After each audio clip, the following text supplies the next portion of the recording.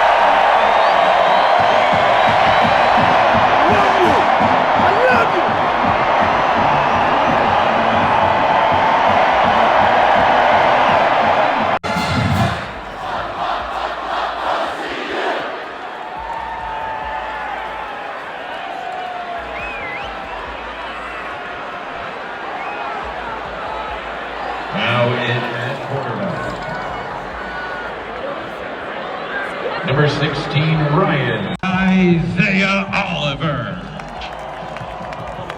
Wide receiver.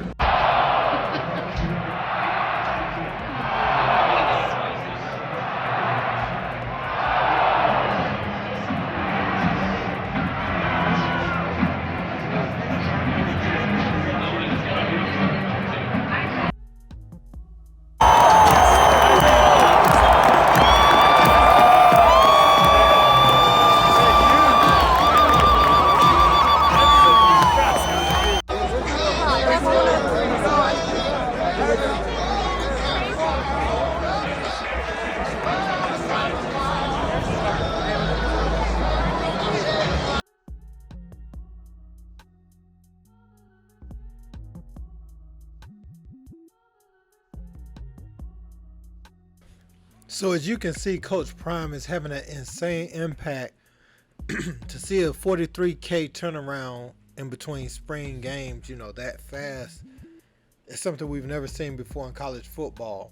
While we're talking about Coach Prime, we got to speak on what Matt Rhule, former Carolina Panthers coach who was just fired this year and hired again by Nebraska, what he had to say about Coach Prime recruiting tactics. Now, he's been throwing little jabs the whole time. You know, he said that when he got to Nebraska, he said that the camera's not going to be all in his face. He's not going to be all over social media with his stuff. And then, you know, Deion's been very open about going to the transfer portal and bringing in what he calls dogs, you know. And there was this video that went viral that a lot of people didn't like when he said that if you know, you can't cut the mustard, you won't be playing here, you need to go to the portal. But he was straight up with the kids, you know. But a lot of people don't like the delivery. But, I mean, he wanted to get his guys in as fast as he could to turn the program around. They obviously went 1-11, and that's not the standard the program hired him to stay at. So he was trying to make an immediate change on that. So Matt Rhule says that he's ready to work with the guys he's got. He's not ready. He's not trying to go in the portal. Check this out. Whereas I hear other schools talking about they can't wait for today, the transfer portal, they can't wait to go out. I can't wait to coach my guys. Let me tell you that. Like, I'm not thinking about anybody else other than this team that's out here. So we've got potential college football coach beef here between Deion Sanders at Colorado and Matt Rhule at Nebraska. Deion has been crowing about all the players he's bringing in through the transfer portal. He's already got 42, and he says he wants more. Rhule pointedly said, and I'm quoting here, I hear other schools talking about how they can't wait for the transfer portal. I can't wait to coach my guys, unquote. Wilbon, do you see that as a shot at Deion in Colorado, who plays Nebraska in their second game of the season? And what do you make of it? I make of it this sanctimonious. I'd like to use a letter, 2 letters. Okay, sanctimonious garbage. This is great. This is another Big Ten coach I can immediately start to dislike, even though this is not a Big Ten beef because Deion's not in the Big Ten. He got 17 transfers of his own. Who is he taking shots at somebody can get you? You think that Matt Rhule wouldn't order up a G6 to fly to the transfer portal if it was a physical place to pick up as many people in aisle 6 as he could? Please. I could go and just call it a straight up lie. I'll just manage to call it sanctimony, which is what it is. Now, Deion is just not being sanctimonious. Deion just saying, get me to the portal, is what he's saying. That's what they're all saying. All the coaches are saying, get me to the portal, including the ones who can't actually get anybody from the portal. So maybe I got to give Matt Rhule, new Big Ten coach, a big hug and a welcome to the conference, give him some benefit of the doubt. But if he's serious with that statement, please.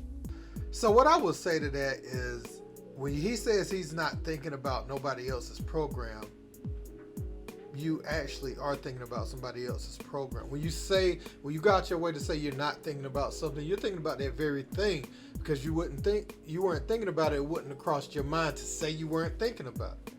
So I think he needs to worry about his own team. Now, if he just wants to say, man, it's hard to recruit against Coach Prime and all the hype he has on his program, that's one thing.